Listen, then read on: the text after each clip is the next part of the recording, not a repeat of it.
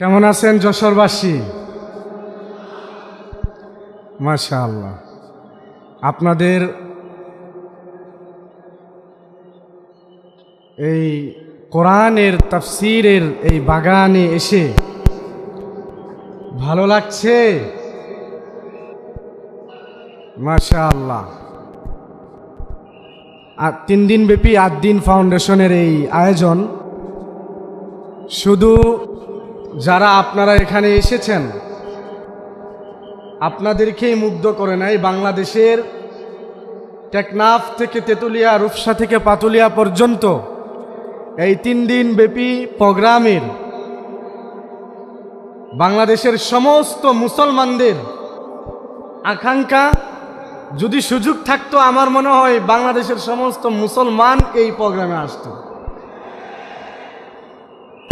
এবং এত সুন্দর প্রোগ্রাম, আমি গতকালকে যখন কবি সামাদ ভাইয়ের ভিডিওটা দেখতেছিলাম, আমার পাশে কয়েকজনকে আমি বলতেছিলাম যে এত সুন্দর প্রোগ্রাম বাংলাদেশের প্রতিটা বিভাগে, প্রতিটা জেলায় হওয়া দরকার। আমরা আজকের প্রোগ্রাম থেকে আদ-দ্বীন ফাউন্ডেশনের যারা কর্ণধার, যারা এই প্রোগ্রামকে শ্রম দিয়ে, পরামর্শ দিয়ে, অর্থ দিয়ে এত সুন্দর একটি প্রোগ্রামের আয়োজন করেছেন, আমার আপনার জন্য কোরআনের এই সুন্দর একটি বাগান তৈরি করে দিয়েছেন।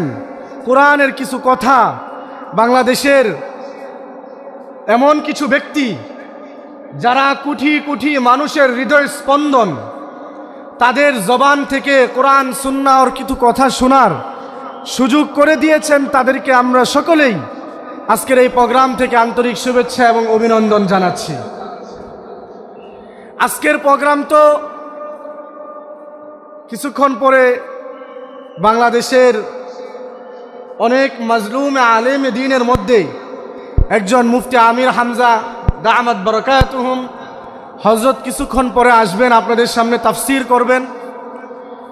এবং আমাদের সকলের প্রিয়, যাদের উপরে দিনের পর দিন, মাসের পর মাস, বৎসরের পর বৎসর শুধুমাত্র আল্লাহ তাআলার কোরআনের কথাগুলো সাধারণ মানুষের কাছে পৌঁছে দেওয়ার জন্য এই অপরাধে যাদের উপরে মাসের পর মাস নির্যাতন করা হয়েছে, তাদের মধ্যে অন্যতম একজন হলো আমাদের রফিকুল ইসলাম মাদানী দামাত বারাকাতুহুম। হযরত আসবেন ইনশাআল্লাহ। আমি আজকের এই প্রোগ্রাম থেকে বাংলাদেশ সহ পৃথিবীর যত জায়গা থেকে আমার সোনার বাংলার মুসলমান ভাইয়েরা এই প্রোগ্রাম কি দেখছেন, আমি সকলকে অবগতর জন্য জানানো চাইতেছি, ইসলামকে নিয়ে যারা কটূক্তি করে, ইসলামের বিরুদ্ধে যারা কথা বলে, এমন কিছু বুদ্ধিজীবী যারা জীবনে ইসলাম সম্পর্কে ঠিকমতো স্টাডি করে নাই, ইসলাম সম্পর্কে প্রকৃতপক্ষে যতটুকু নলেজ রাখা দরকার ওই পরিমাণ নলেজ তাদের নেই, তারপরেও যারা ইসলামকে নিয়ে কটূক্তি করে, উলামায়ে কেরামদের বিরুদ্ধে কথা বলে, উলামায়ে কেরামদের সাথে বেয়াদবি করে, পরিষ্কার ভাষায় বলতে চাই, কোনো হক্কানি আলেমের সাথে বেয়াদবি করবেন না। কারণ হক্কানি আলেমেদের সাথে যারাই এই পর্যন্ত বেয়াদবি করেছে, কেউ এই দুনিয়াতে ভালোভাবে টিকতে পারে নাই। যারাই বেয়াদবি করেছে প্রত্যেকেই ধ্বংস হয়ে গেছে। এখন পর্যন্ত বেয়াদবি করে এই জমিনে ভালো আছে এমন কোনো নাস্তিক, এমন কোনো বেঈমান, এমন কোনো ইহুদি খ্রিস্টান এই পৃথিবীতে জমিনে নেই। প্রত্যেকেই ধ্বংস হয়ে গেছে। কারণ আল উলামা ওয়ারাসাতুল আম্বিয়া, উলামায়ে কেরাম হলো নবীর ওয়ারিস।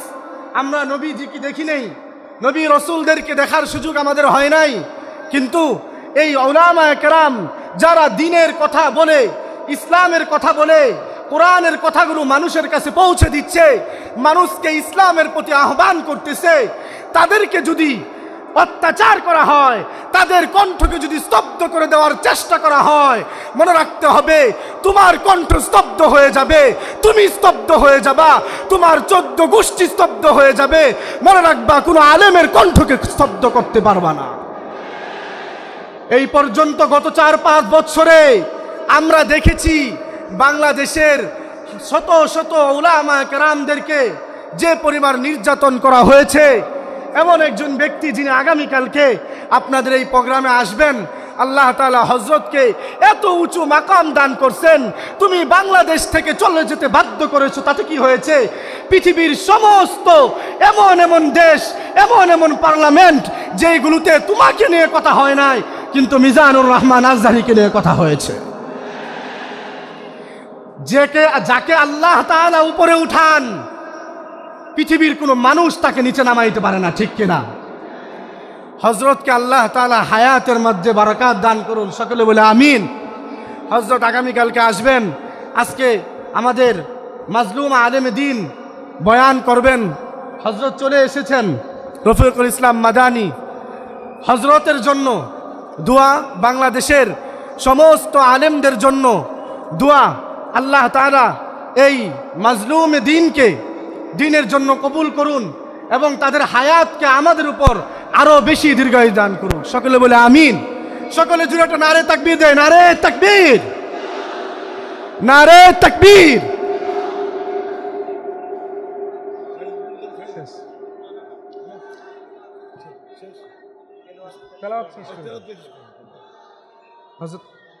হযরত কো এখানে বসান।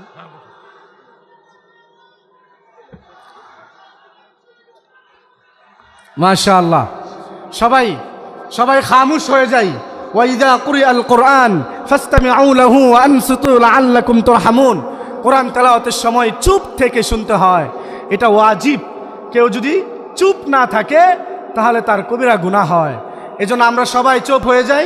ইনশাআল্লাহ আপনাদের কাছে খাস করে আমি আমার ব্যক্তিগত আমার জন্য দোয়া চাই, আল্লাহ পাক রব্বুল আলামিন যেন আমাকেও কোরআনের এই ময়দানে কবুল করেন এবং আমার কণ্ঠকে কোরআনের কথাগুলো মানুষের কাছে পৌঁছে দেওয়ার ক্ষেত্রে কবুল করুন, সকলে বলে আমিন। أعوذ بالله من الشيطان الرجيم.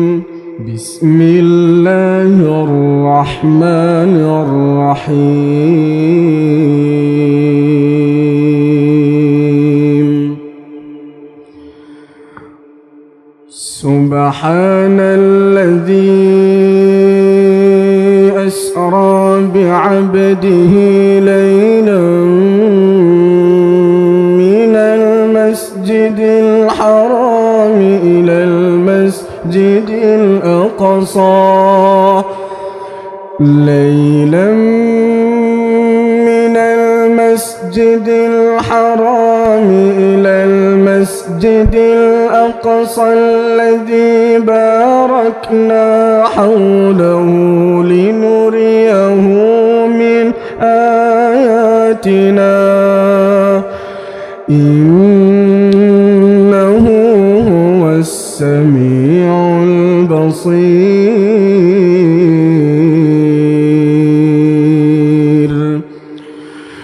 وآتينا موسى الكتاب وجعلناه هدى لبني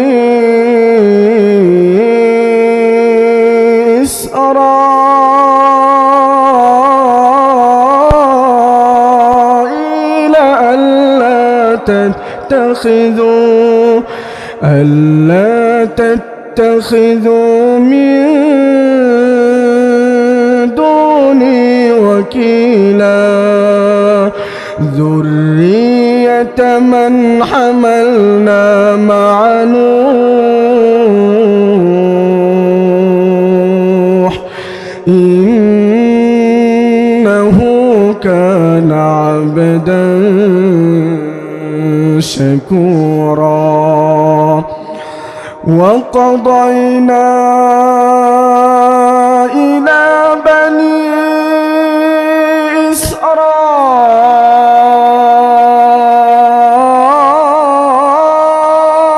إسرائيل في الكتاب لتفسدن في الأرض مرتين ولتعلن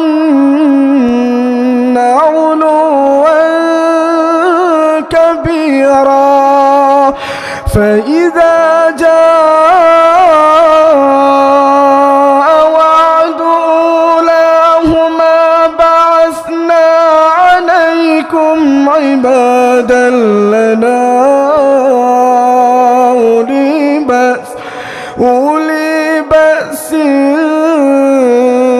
شديد فجاسوا خلال الديار وكان وعدا مفعولا ثم رددنا لكم الكرة عليهم وأمددناكم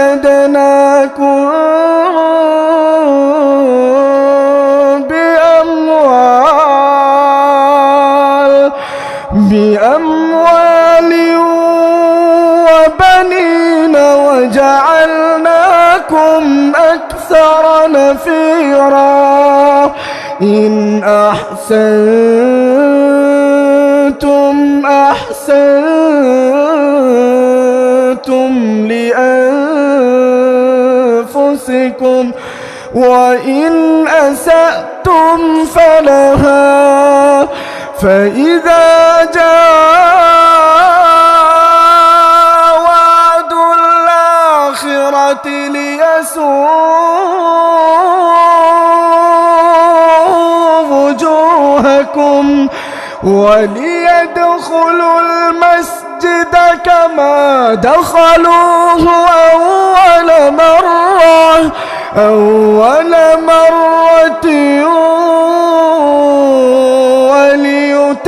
وليتبروا ما علوا تتبيرا عسى ربكم أن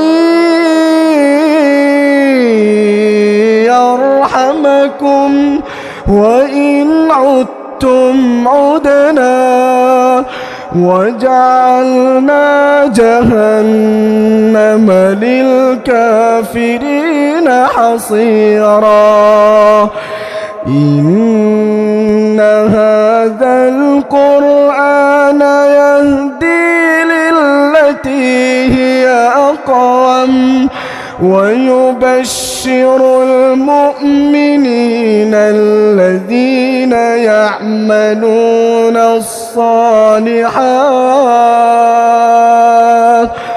الذين يعملون الصالحات أن لهم أجرا كبيرا وأن الذين لا يؤمنون بالآخرة أعتدنا لهم عذابا أليما ويدعو الإنسان بالشر دعاءه بالخير وكان الإنسان عجولا وجعلنا الليل والنهار آيتين فمحونا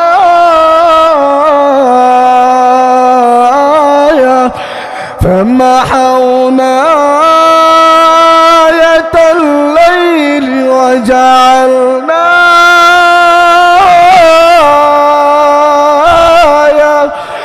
آية النهار مبصرة لتبتغوا فضلا من ربكم ولتعلموا عدد السنين والحساب وكل شيء فصلناه تفصيلا وكل إنسان ألزمناه طائره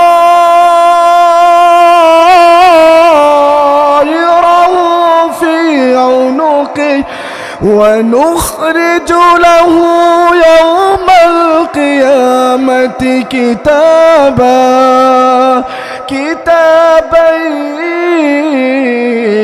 يلقاه منشورا اقرأ كتابك كفى بنفسك اليوم عليك حسيبا من اهتدى فإنما يهتدي لنفسه ومن ضل فإنما يضل عليها ولا تزر وازرة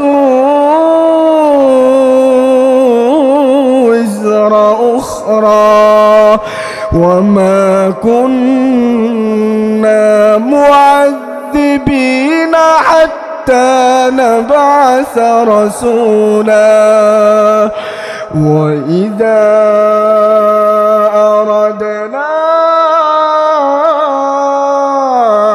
أن نهلك قرية أمرنا متر فيها ففسقوا فيها فحق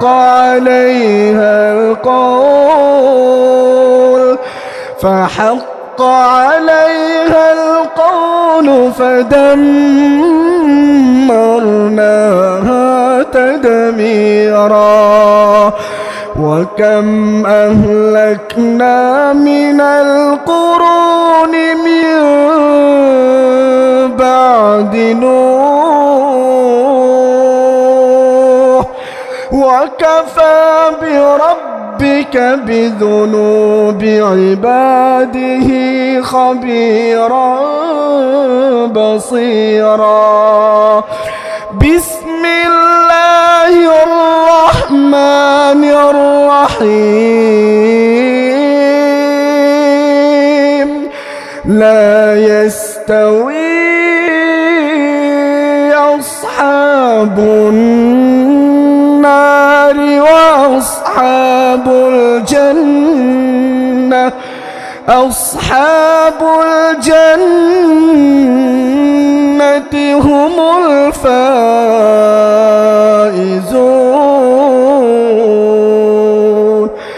لو أنزلنا هذا القرآن على جبل لرأيته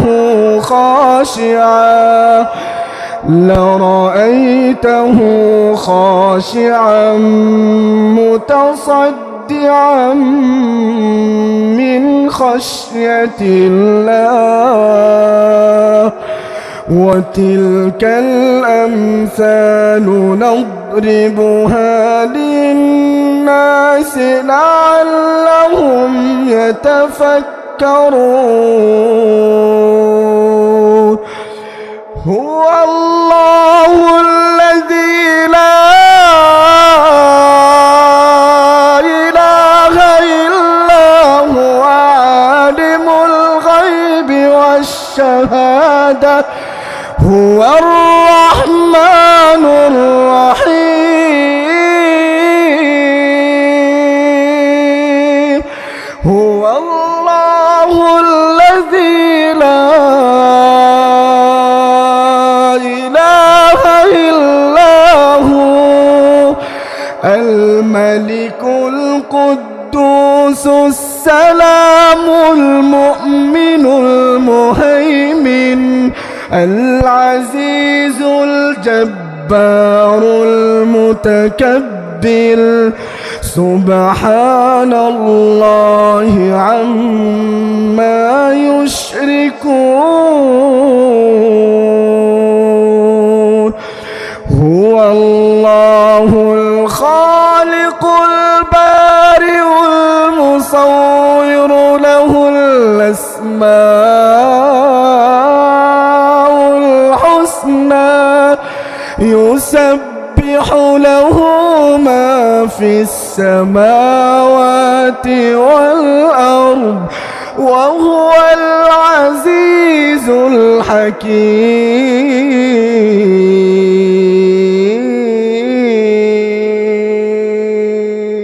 صدق الله